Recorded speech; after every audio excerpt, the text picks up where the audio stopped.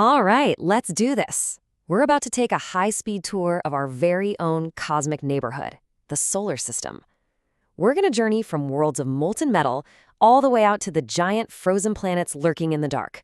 So, let's get going. So, you look up at the night sky, right? You see all those different points of light. But have you ever really stopped to think about what makes a planet? Or a moon? And how in the world did this whole incredible system even get here in the first place? Well, that's exactly what we're going to break down. You know, we're definitely not the first people to ask these questions. Not by a long shot. For literally thousands of years, people have been looking up, trying to figure it all out. Think about it, from ancient astronomers mapping out the stars to the moment the first telescope was invented. We've been slowly, piece by piece, solving this giant cosmic puzzle. Okay, so before we blast off, let's just get on the same page with the lingo. It's pretty simple, really. A planet is basically the big boss of its orbit. It's cleared out all the other major stuff. A dwarf planet, well, it's also round, but it kind of has to share its path with other objects. Then, of course, you've got moons, which orbit planets, and asteroids and comets. Think of them as the leftover construction material from when the solar system was being built. All right, now for the main event, the origin story. We're about to go way, way back. I'm talking 4.6 billion years to see how our home came to be.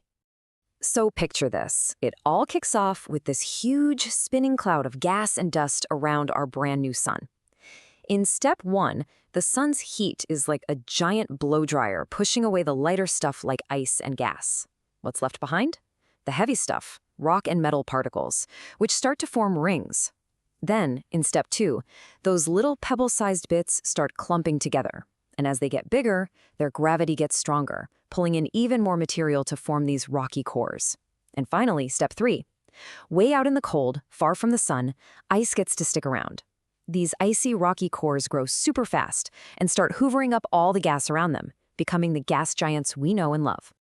And just like that, that's how we get our first tour stops. So let's start right next to the sun and work our way out. First up, the 4 rocky worlds. And here we are, first stop, Mercury. And yeah, if you're thinking, hey, that looks a lot like our moon, you are spot on. It's this tiny, crater-covered world that's basically been used as target practice by asteroids for billions of years.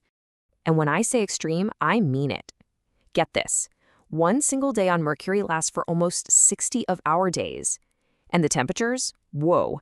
It can get hot enough to melt lead, but then swing all the way down to bone-chillingly cold. So yeah, probably not going to be your next holiday destination. But the really wild thing about Mercury isn't what you see on the surface. It's what's on the inside. It's got this absolutely enormous metal core. I mean, it's way too big for a planet its size. The best guess we have? A long, long time ago, something huge must have slammed into it, completely stripping away most of its rocky outer layers and just leaving behind this massive, dense core. Okay, next up, we're hopping over to Venus.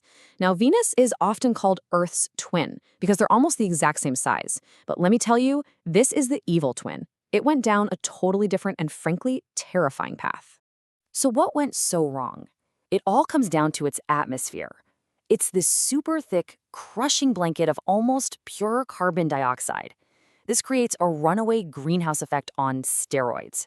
It just traps heat like crazy, making the surface hotter than a pizza oven. In fact, it's the hottest planet in the whole solar system, even hotter than Mercury, which is closer to the sun. That's how powerful this effect is. And all that heat doesn't just stay on the surface, it's trapped inside the planet too. Venus basically can't cool off, so all that internal heat builds and builds until, bam, it erupts in these massive planet-wide volcanic events that just resurface the entire world. It's a seriously violent place under those clouds. And that brings us home, to Earth. It's the biggest of the rocky planets, but more importantly, it's the only place we know of anywhere that has that one incredible thing, life. So, what's our secret? Why here? It's really all about location, location, location. We're in the Goldilocks zone. Not too hot, not too cold, but just right. We saw what happened to Venus, right? Too hot. But here, we're at the perfect distance for water to exist as a liquid, a solid, and a gas. And that one simple thing, that's the key to everything. But there's another hero in our story, and it's deep underground. Our planet's churning, molten core acts like a giant engine, generating a powerful magnetic field. You can't see it, but it's this invisible force field that protects us and our atmosphere from the sun's nasty radiation. Without that shield, well, Earth might look a whole lot more like the next planet on our tour. All right, let's keep moving outward. We've reached our fourth and final rocky world, Mars, the famous red planet. It gets its color from, well, rust, iron dust covering its surface. And for centuries, this is the planet that's really captured our imagination. And when you look at the details, you can totally see why. A day on Mars, it's about 24.5 hours, super close to ours. It has seasons, it has polar ice caps, but the most exciting part, you can see what looks like old river valleys and deltas carved into its surface. It's a huge clue that Mars might have once been a much warmer, wetter world. So the big question is, where did all that water go? Well, it's still there. It's just in hiding.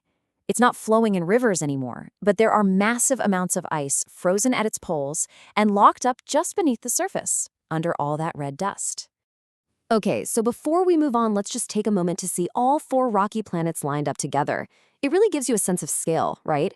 You've got the two little guys, Mercury and Mars, and then you have the twins, Venus and Earth, which are pretty much the same size. It's like a little family photo of the inner solar system. But wait, these planets aren't flying solo. They've got companions. So before we head out to the outer solar system, let's take a quick look at their moons. And what's so cool is how different their origin stories are. Our moon, it was probably born in this unbelievably violent smash-up between a baby Earth and another planet, about the size of Mars. But then you look at Mars's moons, Phobos and Deimos, they're these tiny, lumpy, potato-looking things. The theory is they're probably just asteroids that got a little too close to Mars and got snagged by its gravity. Okay, that's our tour of the rocky worlds. But now we're going to zoom out. We're crossing through the asteroid belt, this huge ring of rocky debris. And let me tell you, on the other side of that belt, the rules of the game change completely. This is where the scale just becomes mind-blowing. I mean, we just established that Earth is the biggest of the rocky planets, right? We're the heavyweight champ of the inner solar system. But then you put Earth next to a gas giant like Jupiter, and we're just a tiny little marble. It's not even a fair fight. These outer planets are on a completely different level. And that's just an incredible thought to end on, isn't it? We've just visited these amazing, unique worlds, each with its own incredible story, all circling our one single star. But then you remember, our sun is just one of billions of stars, just in our own Milky Way galaxy. It really makes you stop and wonder, what other amazing things are waiting to be discovered out there?